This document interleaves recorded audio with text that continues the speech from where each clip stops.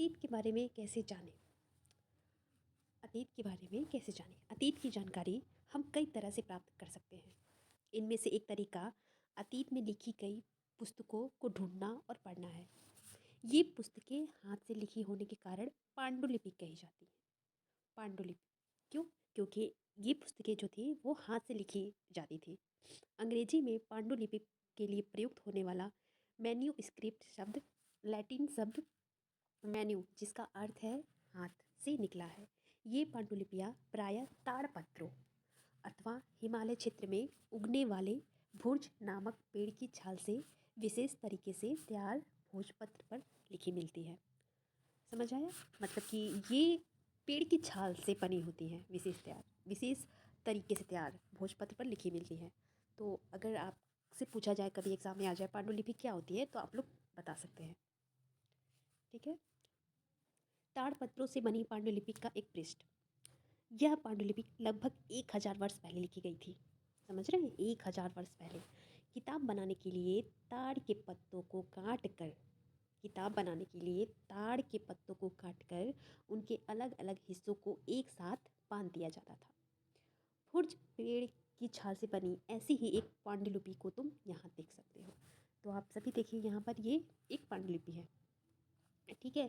ताड़ के पत्तों को काटकर उनके अलग अलग हिस्सों को एक साथ बांध दिया जाता था। तो ऐसे ही अलग अलग हिस्सों को एक साथ बांध दिया जाता था। इतने वर्षों में इनमें से कई पांडुलिपियों को कीड़ों ने खा लिया तथा कुछ नष्ट कर दी गई। फिर भी ऐसी कई पांडुलिपियाँ आज भी उपलब्ध है। प्राय ये पांडुलिपियाँ मंदिरों और विहारों में प्राप्त होती हैं। इन पुस्तकों में धार्मिक मान्यताओं व व्यवहारों, राजाओं के जीवन, औषधियों तथा विज्ञान आदि सभी प्रकार के विषयों की चर्चा मिलती है। इनके अतिरिक्त हमारे यहाँ महाकाव्य, कविताएं तथा नाटक भी हैं। इनमें से कई संस्कृत में लिखे हुए मिलते हैं, जबकि अन्य प्राकृत और तमिल में हैं। प्राकृत भाषा का प्रयोग आम लोग करते थे। हम अभिलेखों का भी अध्ययन कर सकते हैं। अब ये अतीत के बारे में कैसे जाने? हमें अतीत के बारे में जानना है तो कैसे जाना जा सकता है? तो एक तो हुई पांडुलिपि के द्वारा और दूसरा है अभिलेख। अब आइए समझते हैं अभिलेख क्या होता है। ऐसे लेख पत्थर अथवा धातु जैसे अपेक्षाकृत कठोर सतहों पर उत्कीर्ण किए गए मिलते हैं। कभी कभी शासक अथवा अन्य लोग अपने आदेशों को इस तरह उत्कीर्ण करवाते थे ताकि लोग उन्हें देख सके, पढ़ सके तथा उनका पालन कर सके। समझ आया कि ये तो बहुत मुश्किल काम था, लेकिन राजा जो शासक होते थे, अन्य लोग, ये उनके आदेशों को इस तरह उत्कीर्ण करवाते थे ताकि लोग उन्हें देख सकें। तो कुछ अन्य प्रकार के अभिलेख भी मिलते हैं जिनमें राजाओं तथा रानियों सहित अन्य स्त्री पुरुषों ने भी अपने कार्यों के विवरण उत्कीर्ण करवाए हैं। उदाहरण के लिए प्रायः शासक लड़ाइयों में अर्जित विजयों का लेखा जोखा रखा करते थे। ये देखिए, ये है अभिलेख। देख रहे पत्थरों पे है ये, है ना? तो लगभग 2250 वर्ष पुराना यह अभिलेख वर्तमान अफगानिस्तान के कंधार से प्राप्त हुआ है। यह अभिलेख अशोक नामक शासक के आदेश पर उत्कीर्ण करवाया गया था। इस शासक के विषय में तुम अध्याय 8 में पढ़ोगी। हम क्लास 8 में इसके बारे में चर्चा करेंगे। जब हम कुछ लिखते हैं तब हम किसी लिपि का प्रयोग करते हैं। ठीक है। जो भी हम कुछ लिखते हैं लिपि का प्रयोग करते हैं। जो लिपियाँ होती हैं वो लिपियाँ अक्षरों तथा संकेतों से बनी होती हैं। जब हम कुछ बोलते अथवा पढ़ते हैं तब हम एक भाषा का प्रयोग करते हैं। समझ आया? जो लिपि होती है वो अक्षरों अथवा संकेतों से बनी होती है, लेकिन जब हम कुछ बोलते हैं, पढ़ते हैं, तब हम एक भाषा का प्रयोग करते हैं। यह अभिलेख इस क्षेत्र में प्रयुक्त होने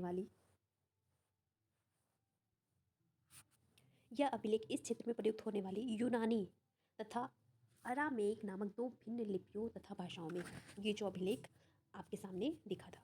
क्या तुम बता सकती हो कि कठोर सतह पर लेख लिखवाने के क्या लाभ थे? ऐसा करवाने में क्या क्या कठिनाइयाँ आती थी, है ना? तो आप बता सकते हैं लाभ क्या थे, है ना? जो अगर उस पर हम लिखवाएंगे, अगर वो उस पर लिखा रहेगा तो वो मिट नहीं सकता, ख़राब नहीं हो सकता, बारिश में, गर्मी में, ठंड में, है ना?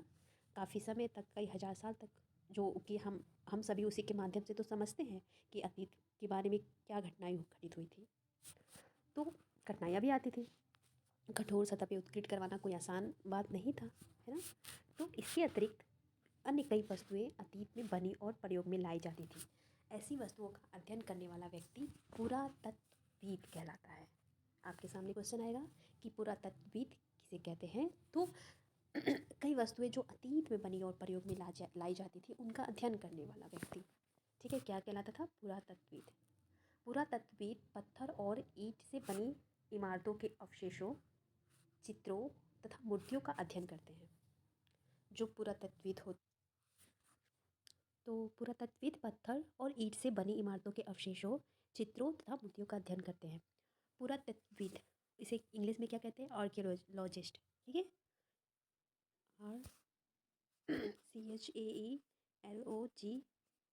CHAELOGIST, archaeologist, okay. तो अब हम ये देखेंगे कि इनमें से कुछ वस्तुएं पत्थर, पक्की मिट्टी तथा कुछ धातु की बनी हो सकती हैं।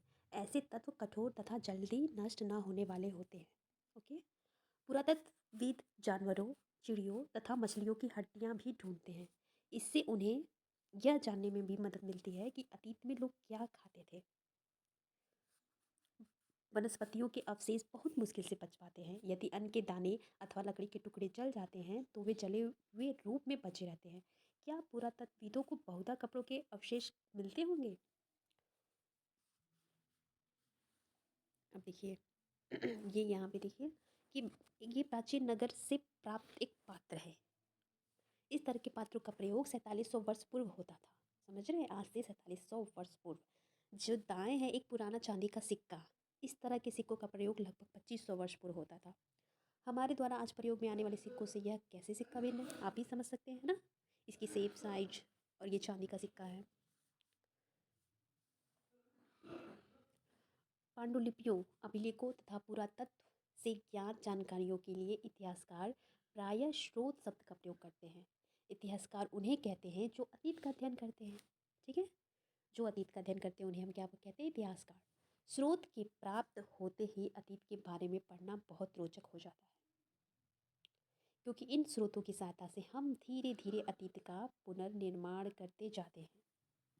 अतः इतिहासकार तथा पुरातत्वविद उन जासूसों की तरह हैं जो इन सभी स्रोतों का प्रयोग सुराग के रूप में कर अतीत को जानने का प्रयास करते हैं। अब आपको समझ आया होगा कि हमें अतीत की जानकारी किन के माध्यम से प्राप्त होती है ना। अब देखिए, अतीत एक या अनेक। क्या तुमने इस पुस्तक के शीर्षक हमारे अतीत पर ध्यान दिया है? यहाँ अतीत शब्द का प्रयोग बहुवचन के रूप में किया गया है। समझ रहे हैं? अतीत शब्द का प्रयोग बहुवचन के रूप में किया गया है। ऐसा इस तथ्य की ओर ध्यान दिलाने के लिए किया गया है कि अलग अलग समूह के लोगों के लिए इस अतीत के अलग अलग मायने थे। उदाहरण के लिए पशुपालकों अथवा कृषकों का जीवन रजाओं तथा रानियों के जीवन से तथा व्यापारियों का जीवन शिल्पकारों के जीवन से बहुत भिन्न था।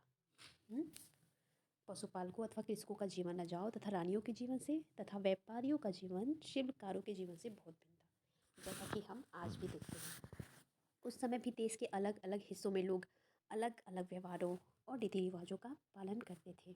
उदाहरण के लिए आज अंडमान द्वीप के अधिकांश लोग अपना भोजन मछलियाँ पकड़कर, शिकार कर कर, है ना, शिकार करके तथा फल फूल के संग्रह द्वारा प्राप्त करते हैं।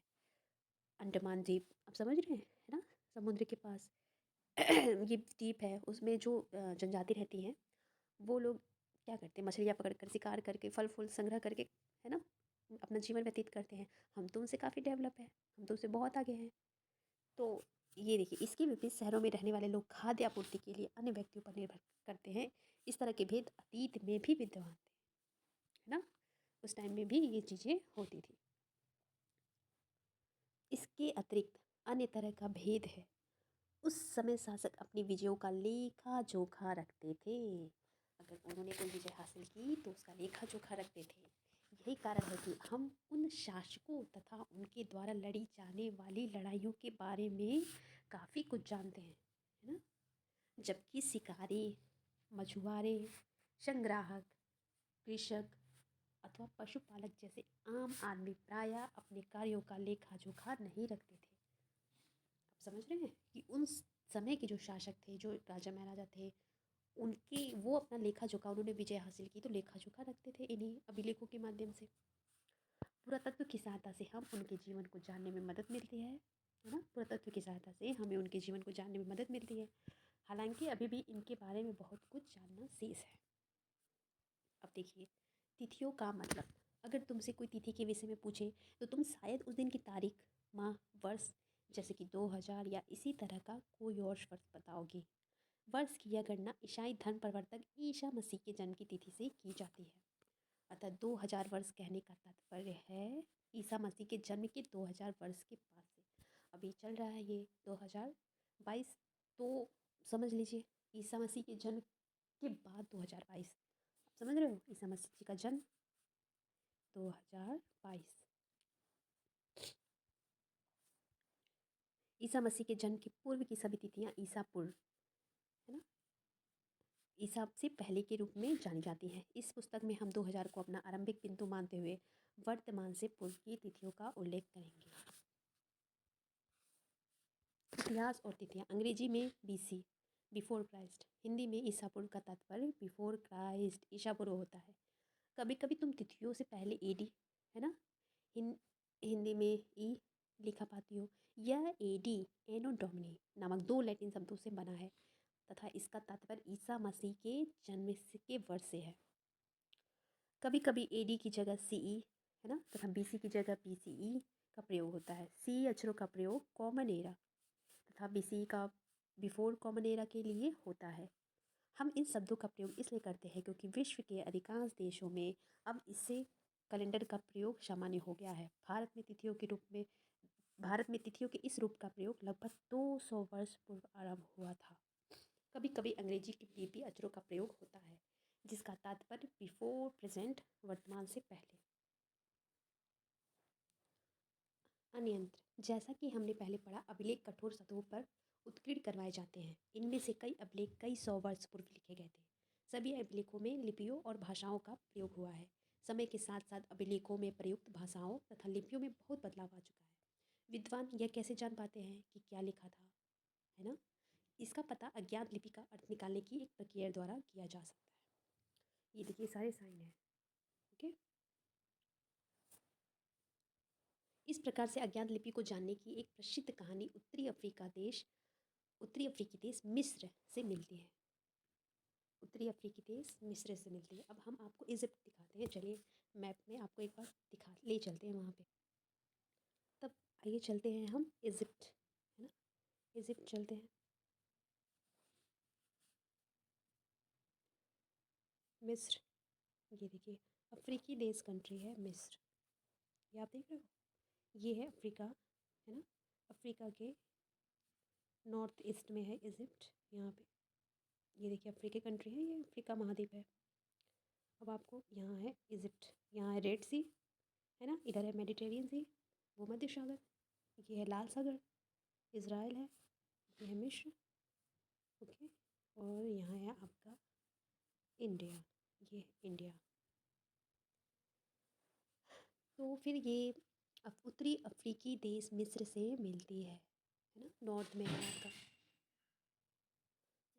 5000 वर्ष पूर्व यहाँ राजा रानी रहते थे, समझ रहे, 5000 साल पहले, इस टाइम से लेके 5000 साल पहले यहाँ राजा रानी रहते थे। मिस्र के उत्तरी तट पर रोसेट्टा नाम का एक कस्बा है।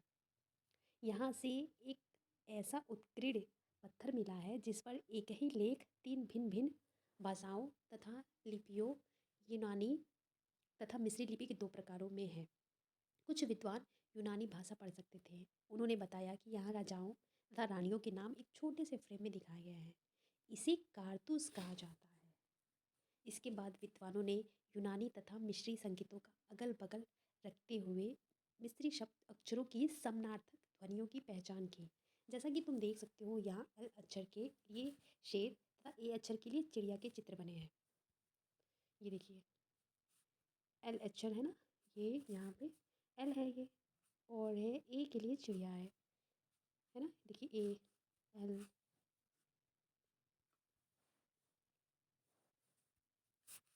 चिड़िया है। एक बार जब उन्होंने यह जान लिया कि विभिन्न अक्षर किनके लिए प्रयुक्त हुए हैं तो वे आसानी से अन्य अभिलेखों को भी पढ़ सकते हैं, ओके। अब इसमें क्वेश्चन है कि कल्पना करो तुम्हें एक पुरातत्वविद का साक्षात्कार लेना है, इंटरव्यू लेना है। तुम उन 5 प्रश्नों की एक सूची तैयार करो जिन्हें तुम पुरातत्वविद से पूछना चाहोगी। ओके, अब ये हम कुछ क्वेश्चन देखते हैं।